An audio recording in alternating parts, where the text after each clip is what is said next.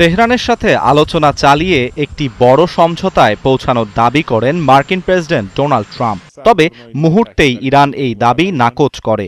দেশটির কর্মকর্তারা একে মিথ্যা ও প্রচার কৌশল বলে আখ্যা দেন। তাদের অভিযোগ, ওয়াশিংটন সময় ক্ষেপণ করে নতুন সেনা মোতায়েনের সুযোগ তৈরি করতেই এমন দাবি করছে। ডোনাল্ড ট্রাম্প ইরানকে ৪৮ ঘণ্টার মধ্যে হরমুজ প্রণালী খুলে দেয়ার আলটিমেটাম দিয়েছিলেন। তা না হলে ইরানের জ্বালানি অবকাঠামো ধ্বংসের হুমকিও দেন। পরবর্তীতে এই সময়সীমা আরও ৫ দিন বাড়ানো হয়।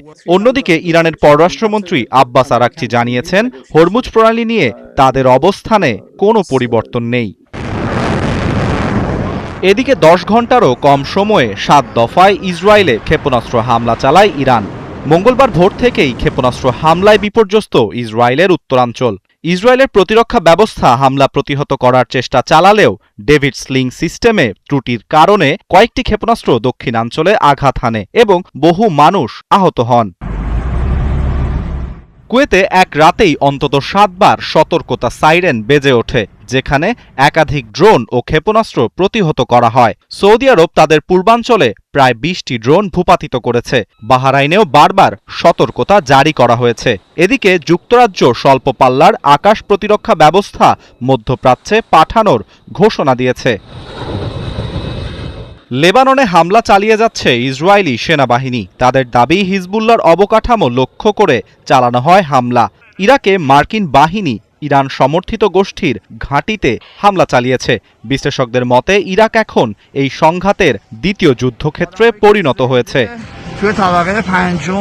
ইসরায়েলের প্রধানমন্ত্রী বেনিয়ামিন নেতানিয়াহু জানিয়েছেন, তিনি ডোনাল্ড ট্রাম্পের সঙ্গে কথা বলেছেন। ট্রাম্প মনে করেন সামরিক অগ্রগতি একটি কূটনৈতিক চুক্তিতে রূপান্তর সম্ভব, যা ইসরায়েলের নিরাপত্তা নিশ্চিত করবে। হরমুজ প্রণালী বন্ধ থাকায় বিশ্ব জ্বালানি বাজারে তীব্র প্রভাব পড়েছে। জাপানের প্রায় ৯৫% তেল এই পথ দিয়ে আসায় সংকটে দেশটি।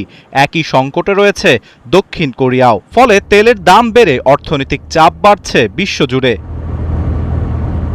২৫ দিনে পৌঁছানো এই সংঘাত এখন কেবল সামরিক লড়াইয়ে সীমাবদ্ধ নয়, এটি কূটনীতি, জ্বালানি ও বৈশ্বিক অর্থনীতির উপর চোখ রাঙিয়ে যাচ্ছে। শান্তি আলোচনা নিয়ে ধোঁয়াশা কাটেনি, আর যুদ্ধক্ষেত্র প্রতিদিনই ছড়িয়ে পড়ছে নতুন করে। আরাফাত ইসলাম, ৭১।